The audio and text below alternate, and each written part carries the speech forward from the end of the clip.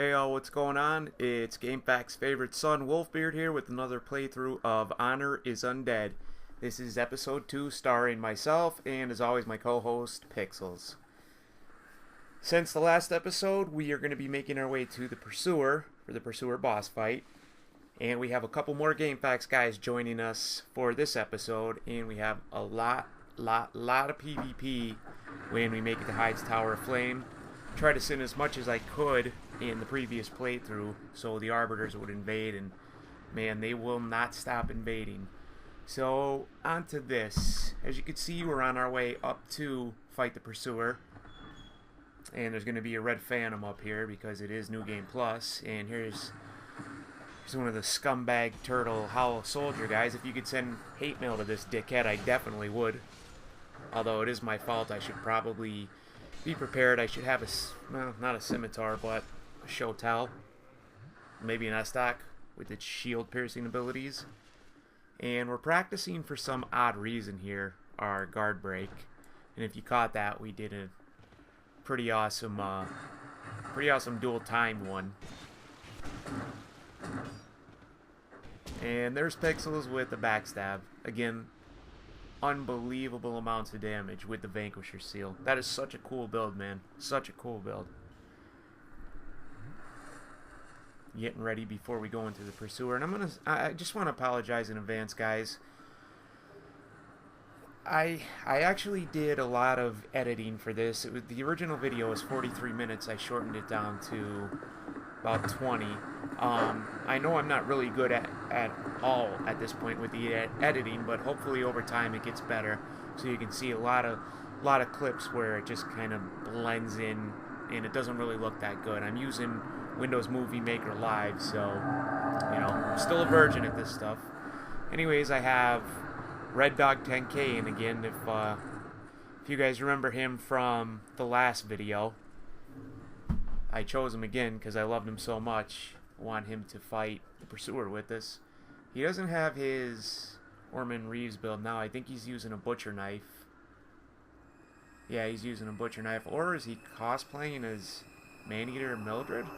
Or I believe there's a new one, maybe Melinda? Not sure, but here we go with the Pursuer. He's pretty much a pushover. I don't use the ballistas on him because that's a bitch way. But I did do it when I first started playing the game because I didn't know how to beat the goddamn guy. So, not to make fun of anybody. I just kind of stayed away and nailed him with some great fireballs. I think I hit him with the Forbidden Sun. And you can see Red Dog and Pixels are basically tanking him while I stay back out of harm's way. Hit him with a Flame Swathe. He's not really that hard, even on New Game Plus and above.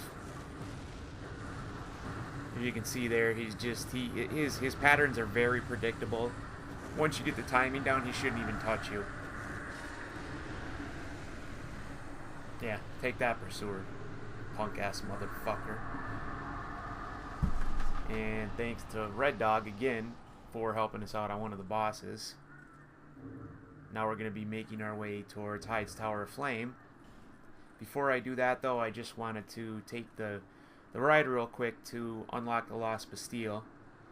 Unlock the bonfire there. And from there, I'll be going to Majula just to tie up a few loose odds and ends I have there. And then we're going to be making our way to the Tower of Flame. So, as you can see, I'm waiting in the crow's nest or eagle's nest. I'm not sure really what it is. And you're going to see again a lot of the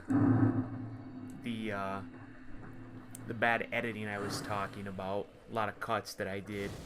I actually had a YouTube how to make the splits because I'm a big dummy and I really don't understand this shit yet. And it's off to Majula, I guess.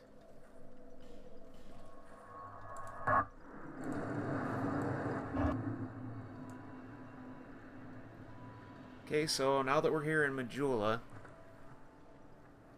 I have to go unlock the door, or Leningrast? I don't even know how to pronounce his name.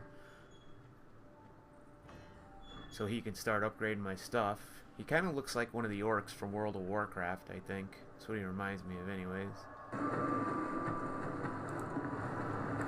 If you're wondering why the volume keeps on fading in and out, it's because I made so many different cuts, so many edits to the video, I never went and adjusted the volume. It's a learning process.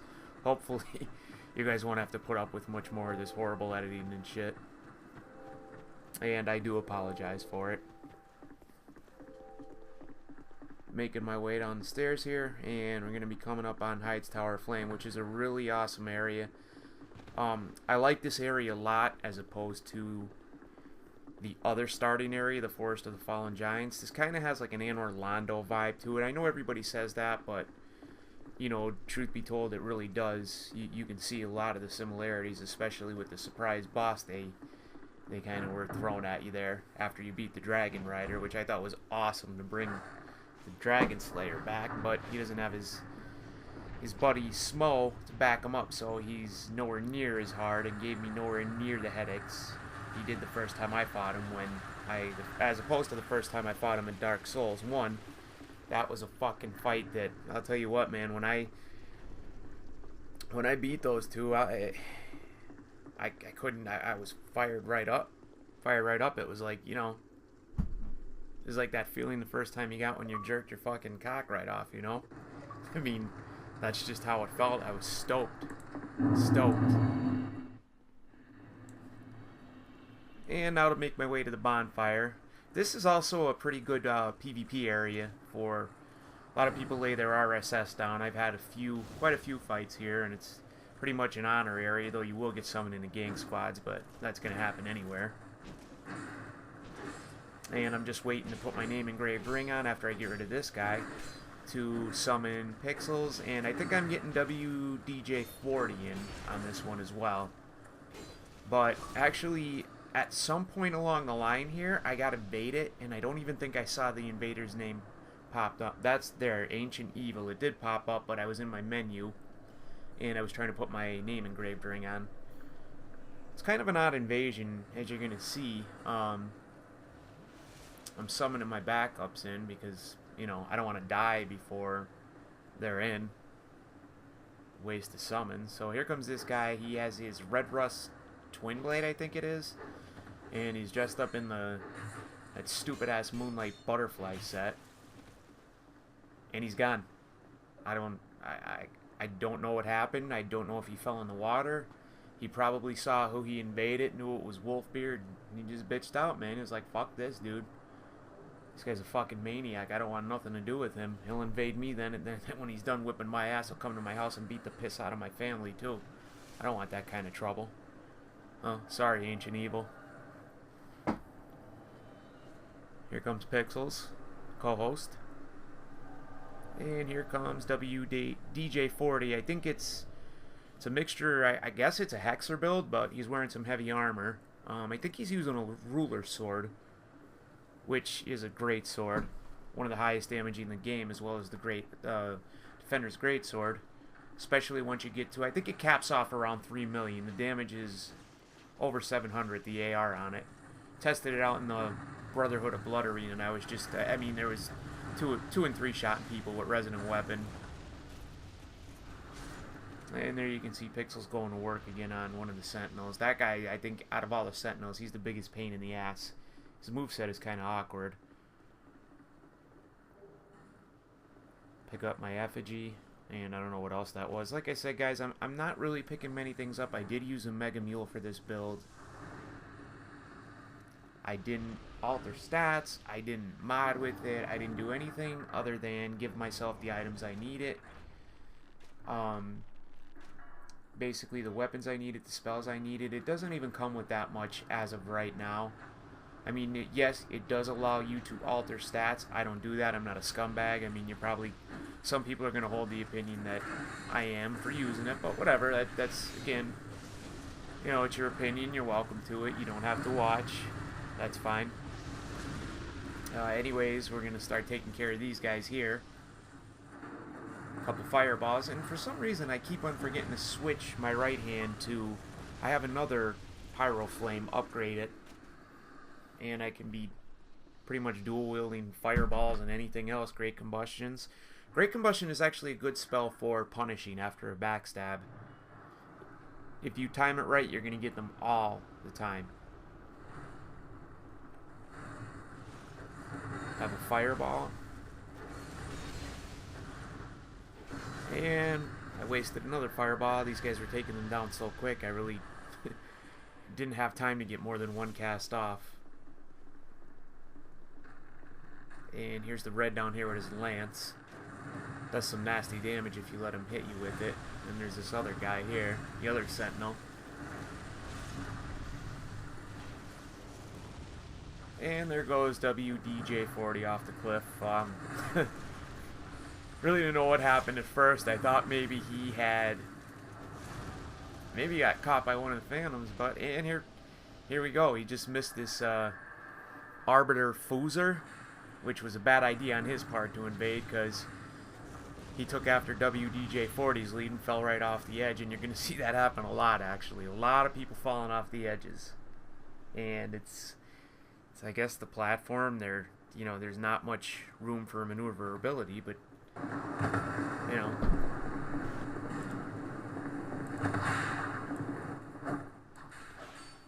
and you see Pixels is using his Spotted Whip. He likes to poison people, and they work pretty good too. I mean, you get hit with Power Stance, he hits you with both of them, you're poisoned. Poison in this game is a lot more effective than it was in Dark Souls 1. Does a lot more damage. And we got WDJ back to help us go in and fight the Dragon Rider. And he's going to be bringing his ruler sword with him that I believe he's going to be buffing with Resonant Weapon.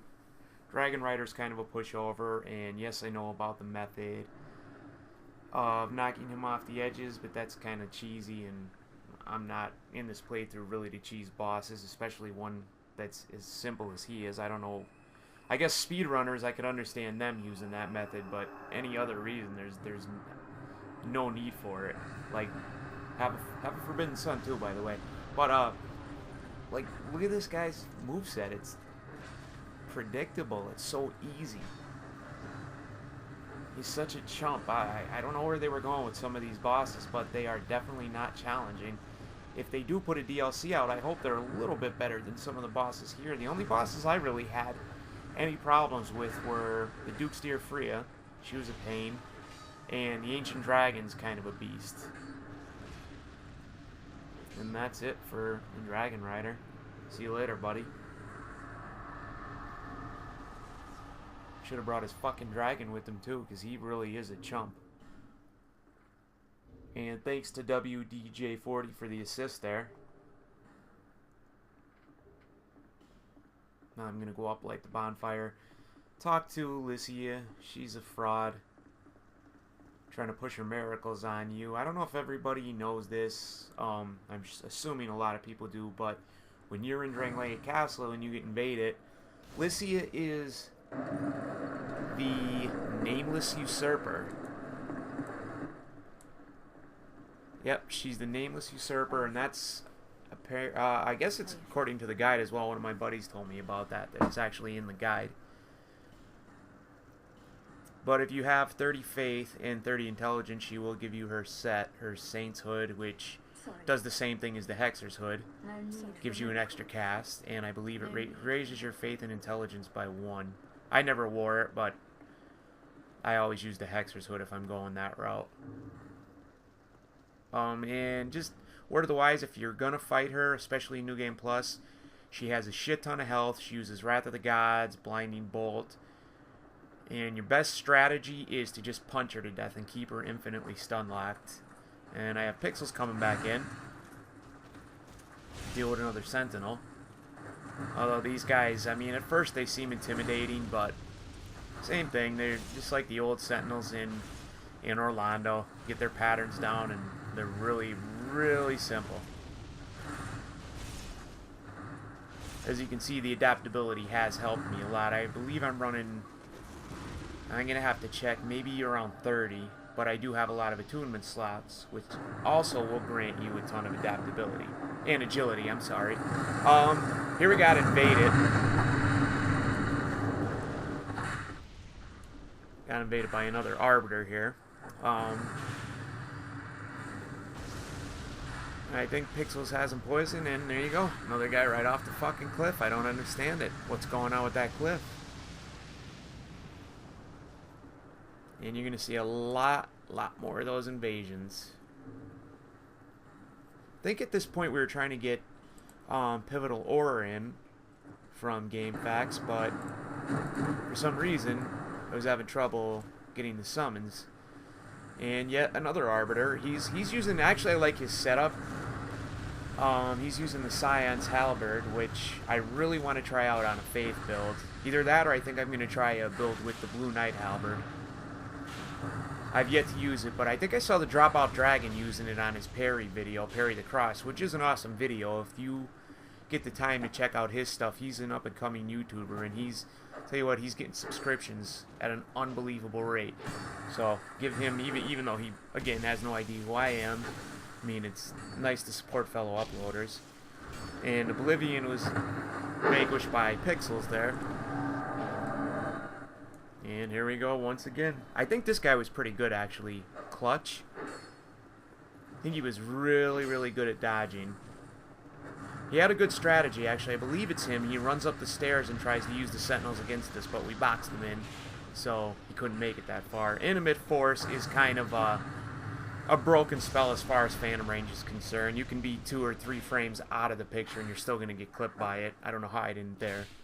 But as you can see, he tries to run towards the Sentinels, and we don't let that happen.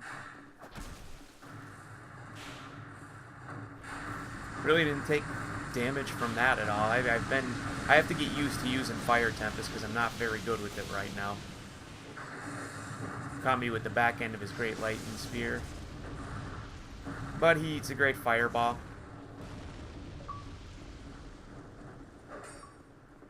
Don't know what we were trying to do there when neither one of us were near him.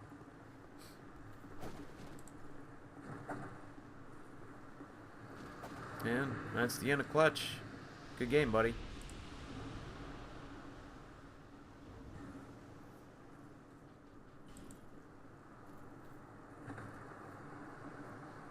Again, I think we were waiting on Pixels. Or, I'm sorry, not Pixels. Who were we waiting for? I know Pivotal, but I was having problems trying to summon Pivotal in. So I think we took a run up here to, just for invasion's sake, so they couldn't run up, try to do what the other Arbiter did. I think we wanted to get rid of all these guys, and I believe we're invaded while we're doing it. A lot of the Arbiters use whatever advantage they have, and I don't blame them, especially when they're getting ganked, and they are going to be getting ganked. Yep, here we go. Kabutops.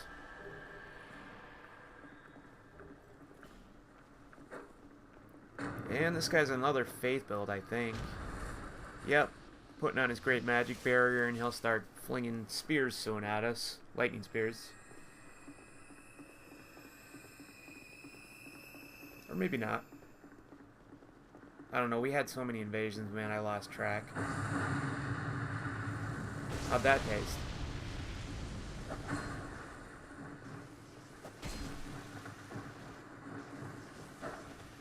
They're having a boxing match there. There you go. Sorry, Kabutops. But that's what happens. Welcome to Dark Souls, I guess.